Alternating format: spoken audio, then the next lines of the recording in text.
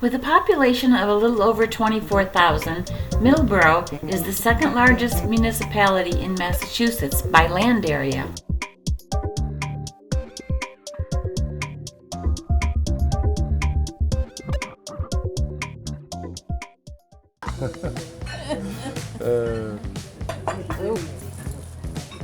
All right.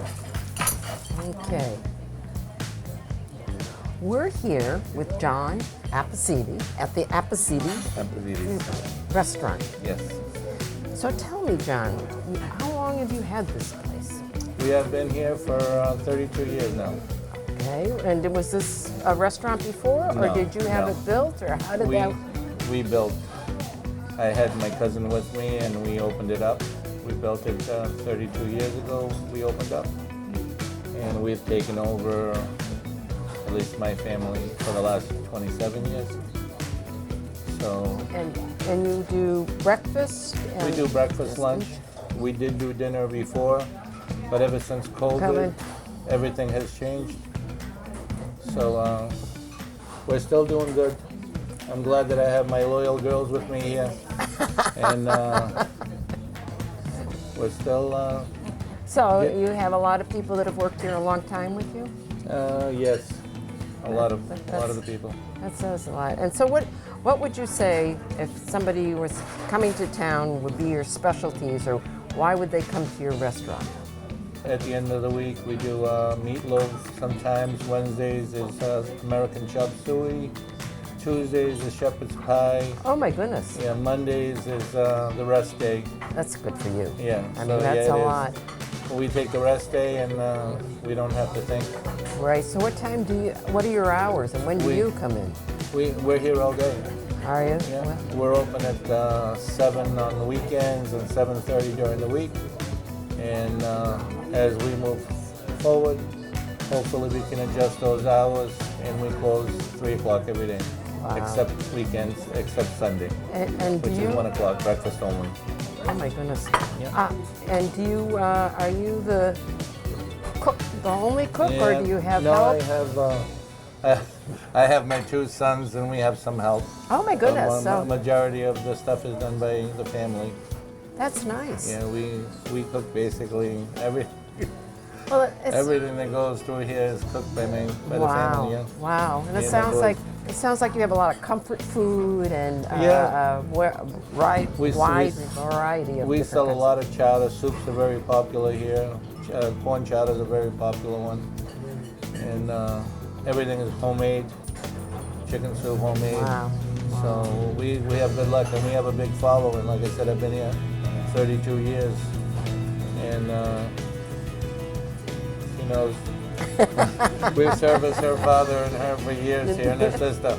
That's great. That is great. And we don't really, I can honestly say, we really don't lose customers by, it's just, as time goes on, life moves on, That's true.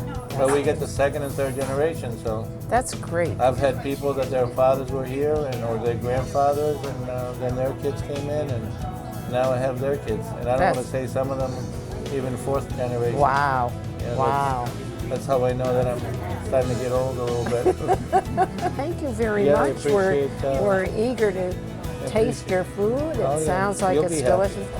I You'll be like happy. that. Yeah, Very and I'm good. glad that you guys came by and at least Well, you'll see what it is and then give us a little feedback. I have to say the community We said have- we needed to come here, so Yeah, we do. Like I said, I'm not just saying that. We have a big following. A lot of older people come here. That's a lot great. of older people and their parents. I don't want to use some of the popular names in town here, but when I used to do business with them, they would tell me that my mom comes there or my father, and I didn't even know it was. Oh, you didn't I even didn't know realize it. they were even related. Yeah, Oh, so- wow. Wow. It's a small world. It is a small world. Well, But listen. I appreciate what you guys are doing. I hope everything, you enjoy everything. It certainly looks like it. So thank you very much. Thank you. Look at this fish sandwich. That's huge. It is beyond huge. Good luck with that. She can do it.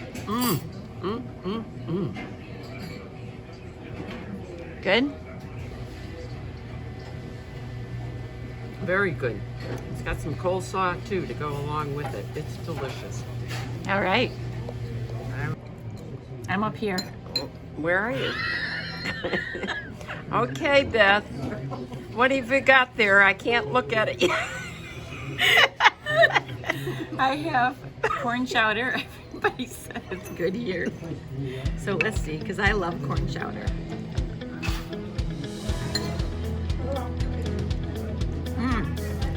Really good. There's some onion and potato in there.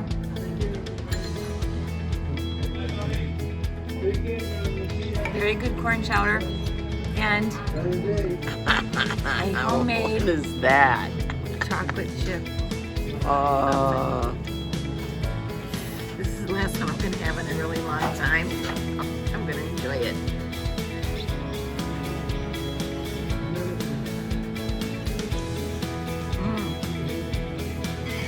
Really good. The chocolate chips are melted That's from nice. being grilled. Enjoy. I love it.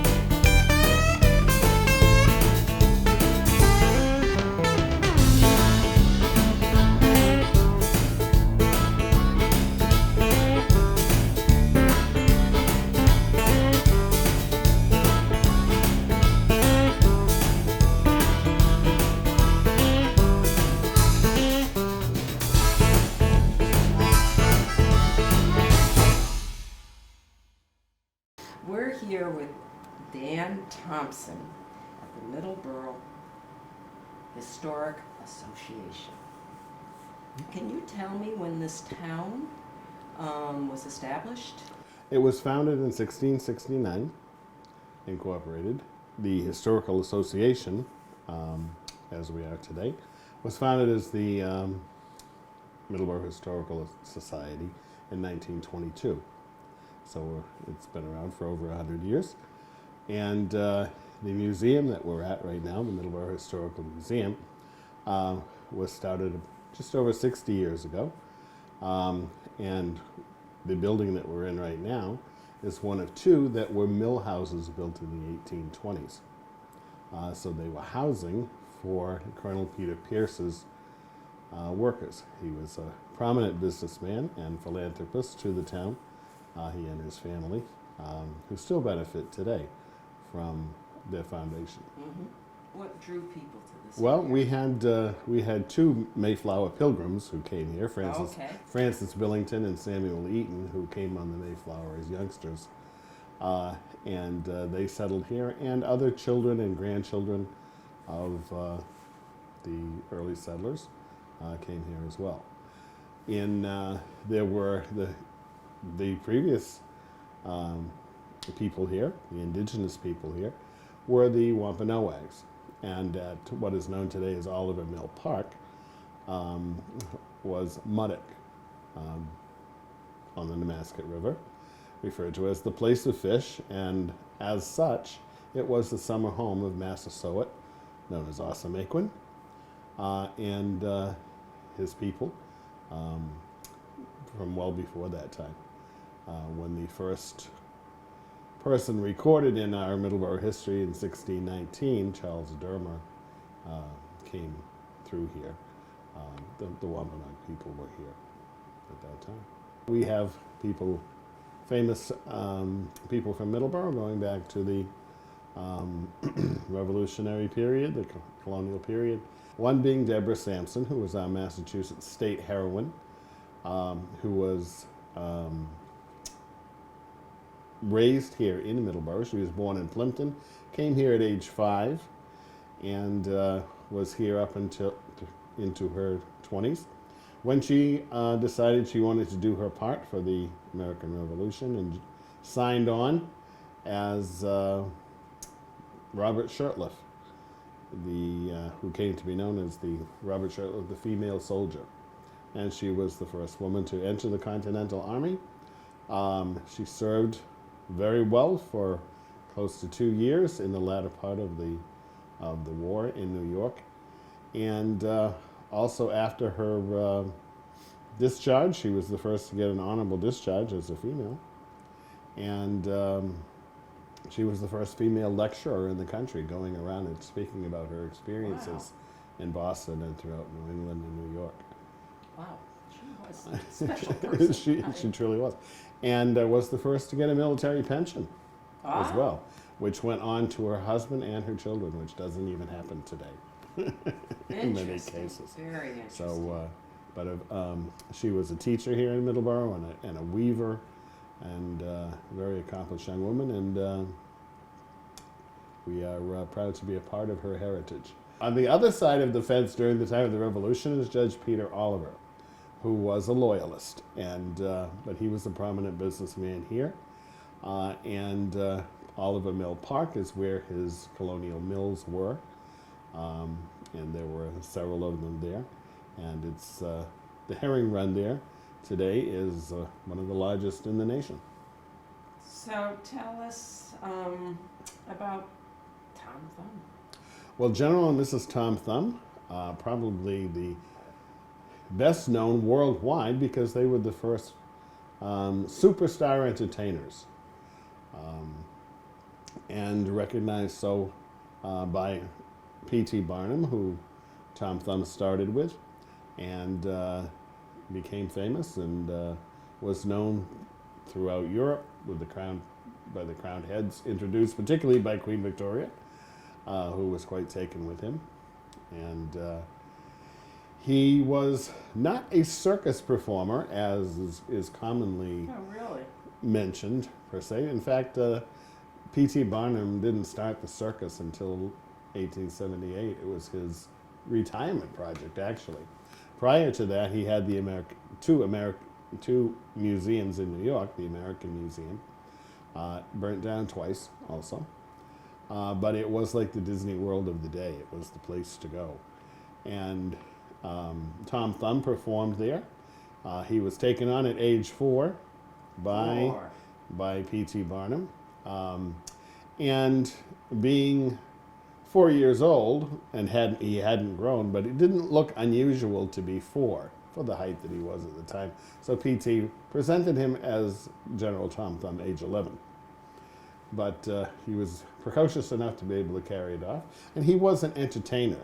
He did impersonations, skits, and so forth as well. His favorite character was Napoleon. I didn't know that about him at all. Wow. And he became very wealthy in his own right, and by the time he was 24, he met Lavinia Warren, who was Mercy Lavinia Warren Bump from here in Middleboro, born here in Middleboro. She was also a teacher at age 16, and started working on a showboat, as we might refer to, or a floating palace on the Mississippi during the early 1860s until the Civil War started to ramp up, and it wasn't safe for many Northerners at that time. Interestingly enough, her best friend and kind of chaperone, we might say, on the riverboat was Sylvia Hardy, who was over 7 feet tall. No. Wow. And was from Maine. And how tall were they? Lavinia was 32 inches tall at the time of her wedding, which is this time period that we're looking at in this, what we might refer to as an engagement photo, I think. And Tom was 34 inches. Lavinia also had a sister, Huldah, who was known as Minnie, and she was 27 inches tall. Oh my goodness. Wow.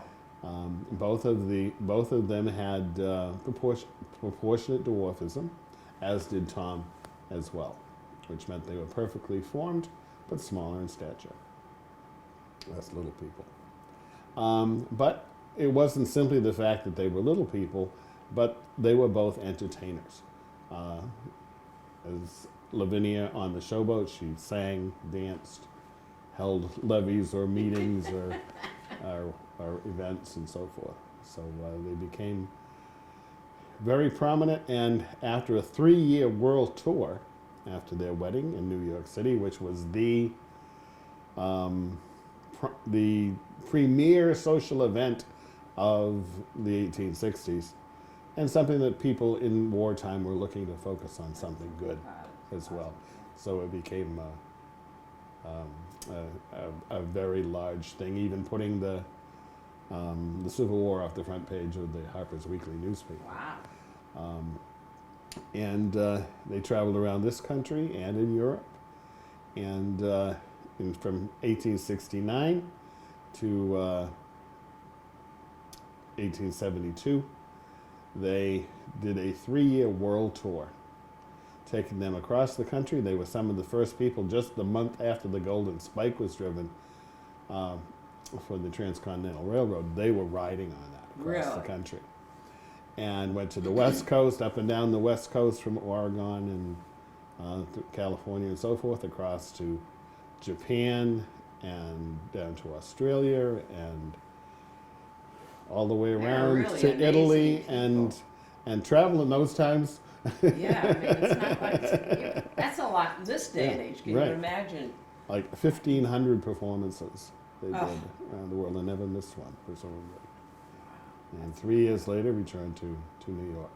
Eventually, they built a mansion here, right across the street from her parents and her grandparents' home where she was born. All of those homes are still standing today in the Warrentown section of Middleboro. As I said, her name was Mercy Lavinia Warren Bump. Mercy Bump, P.T. Barnum didn't feel was quite a good show name, shall we say. And just as stars do today, they may change their name or modified or whatever, and she became known as Lavinia Warren.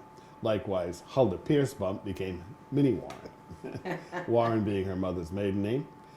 She was a member of the DAR, Lavinia, and very much a part of the town as well, even after her fame and fortune. And was a descendant of Richard Warren, one of the signers of the Mayflower Compact. And there's a monument to him and his descendants outside, which we'll see. Very good. Okay, and you have other buildings. We do. As I said, in this building we have basically 3 exhibits. The Tom Thumb exhibit, and also a nod to Judge Oliver, who started the mills here, and Cephas Thompson. He was an itinerant portrait painter and very prolific. Has over 600 portraits that he did, and he worked up and down the East Coast. He had studios in Baltimore and New Orleans and so forth as well. So we have some of his works on hand in the Cephas Thompson room. In the Millhouse number 2, we step back to life in the 1800s. There's a living room, kitchen, a schoolroom, antique toy room, our military room in honor of Deborah Sampson and all who serve, and a reproduction of the Pierce General Store. Wow. In the outer buildings, we have a carriage house, with the Whistle House, which contains a Maxim Motors vehicle and an 1854 hand pumper. Wow. As well. We have a law office from the late 1700s, the Judge Wilkes Wood Law Office. Blacksmith shop, which looks at industries of the time period, the wheelwright, the blacksmith, fire and ice, as I refer to them, the charcoal industry and the ice industry, and farming, and of course cranberries, which this region is widely known for.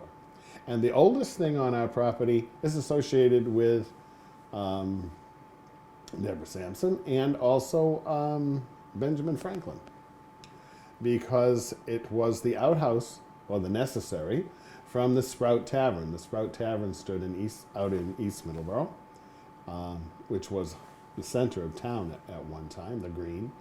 And Deborah worked there, and we know that Ben Franklin came there and did noonings where he gave instructions on agriculture and other things as well. So those facilities may have been used. We don't know that for sure, but it was from and it has been restored. It's a 5-holder, has real windows, a real door, and plaster walls and so forth. So it was high end of the day.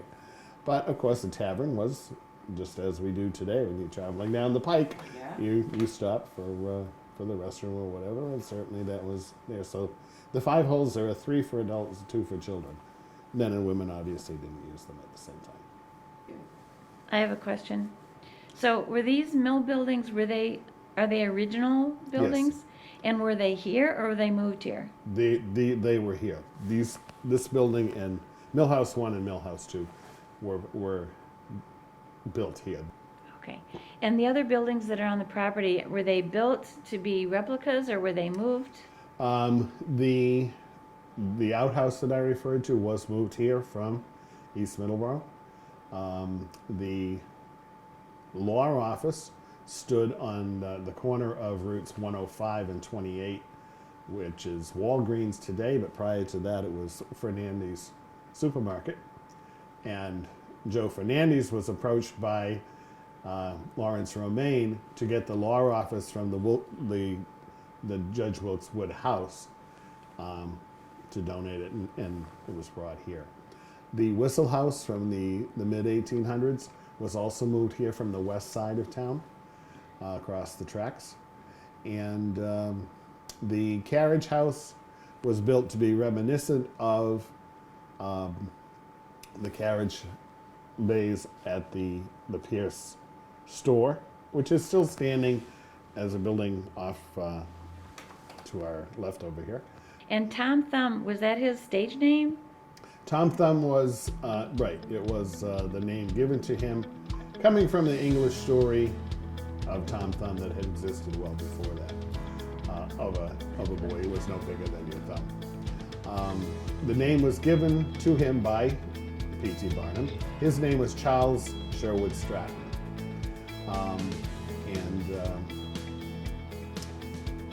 The general, there's a couple of stories. Some say that it was Queen Victoria who gave him the title. Others say it was P.T. Barnum. We are bigger than our thumbs. Very good. Very good. Like that. Well, thank you very much, and we will look around and see what we can see. Okay. Thank you. Thank you for coming.